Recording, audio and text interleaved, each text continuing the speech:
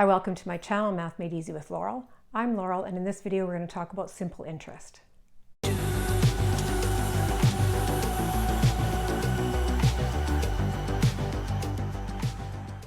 When you invest or borrow money, you're going to either earn or pay interest on that money. There's two types of interest. There's simple interest and there's compound interest.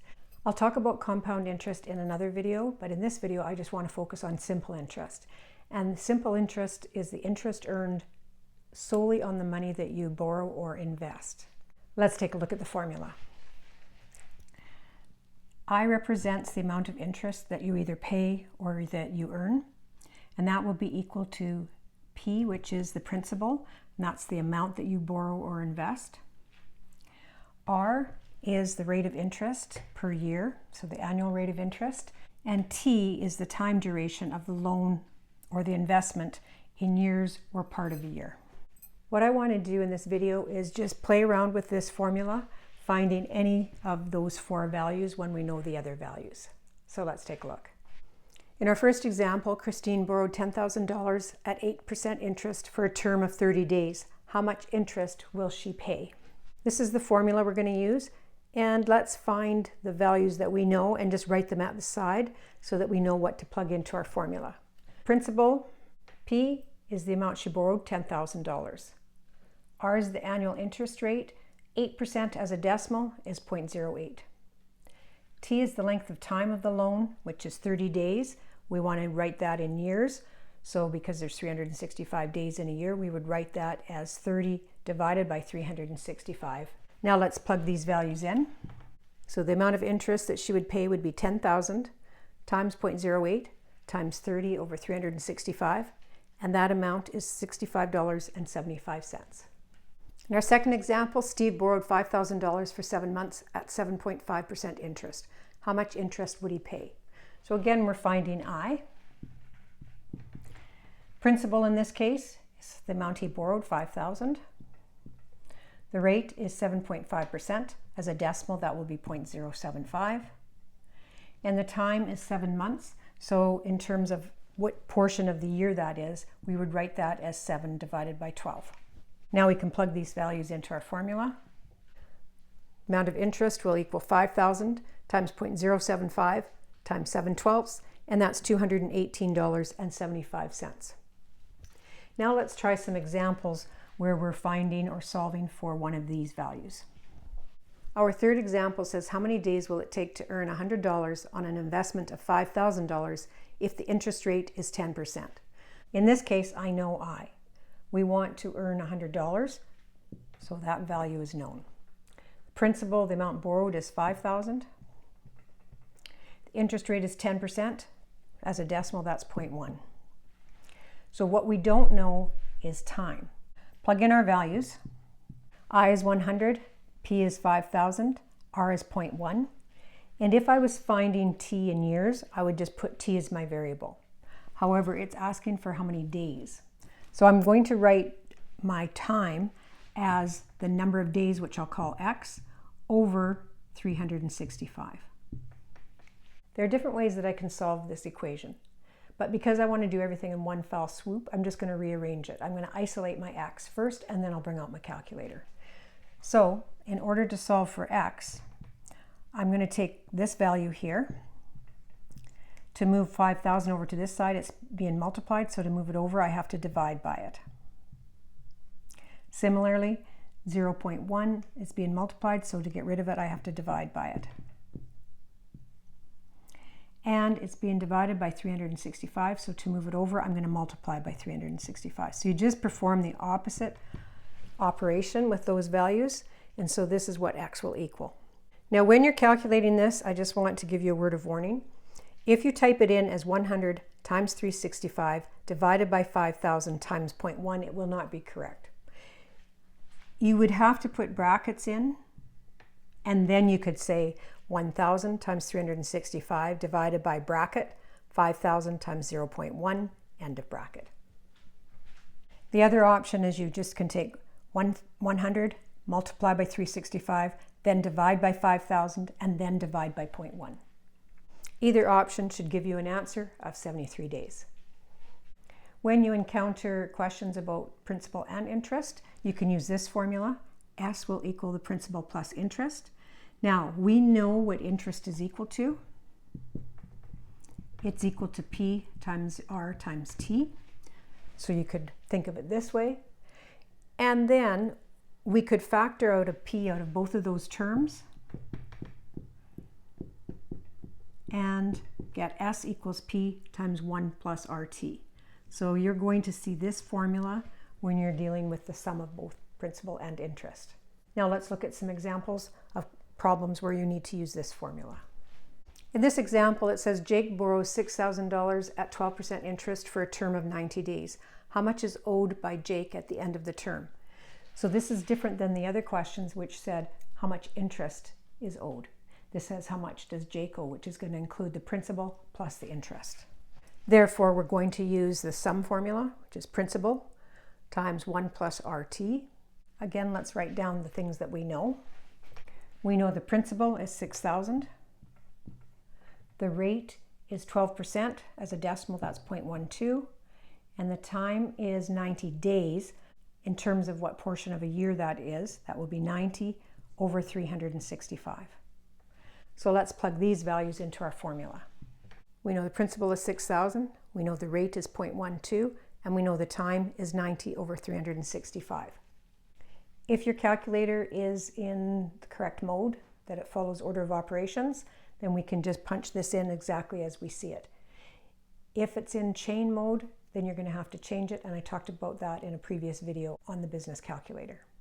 And what I mean by typing in it as you see it with the brackets, you would start off 6,000 times, first bracket, 1 plus, we don't really need the brackets around 0.12, so I'm not going to bother with them. If you put them in, it's fine. Then it's times. Now we have to keep brackets around 90 over 365. So bracket 90 divided by 365, end of bracket. Then we need to end this bracket here, and then we press equals. You should get a value of $6,177.53. In this next question, we're asked at what interest rate would $2,000 grow to $2,500 over a term of 2 years? So in this case, we're finding R, and we know the other values. So S, that's the sum, it grows to $2,500. The principal is $2,000, that's what you started with. And the term is 2 years, so we just write 2. Let's plug those values in. So S is 2,500, P is 2,000, times 1 plus R, we don't know, and T is 2. I just changed the order there. To solve this, I'm going to isolate this expression in brackets first, so I'm going to divide both sides by 2,000. And that will give me 1 plus 2R on this side. Now I can either calculate this and get a single number here, and then continue to isolate the R, or I can just leave this for now, continue moving things over to the other side until R is by itself, and then do all the calculations at once. That's what I'm going to do. So I've got 2,500 divided by 2,000. I want to get this term by itself, so I'm going to subtract a 1 from this side, which means I have to subtract a 1 from this side. So when I subtract a 1 from both sides, I will have 2,500 divided by 2,000 minus 1 equals 2R. Now to get R by itself, I want to divide both sides by 2. So I'll have 2,500 divided by 2,000 minus 1 divided by 2. This might seem very cumbersome and more work, but the reason I like to do this is that there's not going to be any rounding errors. If you start doing calculations each step, and if you round off at all, you're going to have problems. When you type this into your calculator, you're going to need brackets around your numerator. Remember, it's the whole numerator. It's like there's brackets there even though you don't see them. When you take 2,500, divide by 2,000 and subtract 1, and then divide that whole value by 2, you should get 0.125. So that means our interest rate is 12.5%. You might find this very cumbersome. So in this case, I'm going to show you another option that might be a little bit easier to handle, and you'll get the same result. Now, instead of working with the formula like this, I'm just going to multiply P to each term. and go back to what we had before. So the sum is the principal plus the interest. The interest is PRT. Now I'm going to plug my known values in. So we have 2,500 will equal P, which is 2,000, plus P, which is 2,000, times R, which we don't know, times T, which is 2. This equation is easier to solve because I don't have the grouping symbol with, in other words, the brackets to deal with. So I need to get this term by itself. I'm going to subtract 2,000 from both sides. So that will give me 500 equals 2,000 times 2. I'm going to simplify that. 4,000 times R. Now I'm going to divide both sides by 4,000, and I'm going to get 0.125, which is 12.5%. So you can see that both forms of the formula will work, and make sure that you're comfortable with the formula in either form. Our last example says how much needs to be invested now in order to grow your investment to $4,000 in 120 days at 8% simple interest. So we're finding P, we're finding the principal. When we know S, we want to grow the investment to a total of $4,000. Our interest rate is 8%, so 0.08. And our time is 120 days. So our time would be 120 divided by 365. Let's plug those values in. So I have 4,000 equals P times this whole amount here, 1 plus the rate times the time. To get P by itself, I can divide by this whole thing. So if I divide both sides by that expression, I'm going to have 4,000 divided by 1 plus 0.08 times 120 over 365. Remember, when you're typing this into your calculator, you need to have brackets around the whole denominator. So you would type it in 4,000 divided by bracket 1 plus 0.08 times 120 divided by 365, end of bracket. And you should get a principal of $3,897.49. In these examples, I'm showing you how to just type everything into your calculator once, rather than doing part of a calculation and then using that value to do the next calculation and then using that to do the next calculation and so on. And that's because in business you want to be exact and you don't want to introduce rounding error. So if you do it step by step and calculation by calculation, that's allowed as long as you make sure you use the whole value that's on your calculator and that you never round off. What I mean by that is if we take a look at this example, I could take this amount here and calculate it. When I do that, I get this value. Now I've written it down, rounded off to 4 decimal places, but that's not the actual value. So now when I want to solve for P and I want to divide by that value, I have to make sure that I'm dividing by the true value. And that means you're going to have to put the actual number into one of the memories in your calculator and then use that value to divide into 4,000.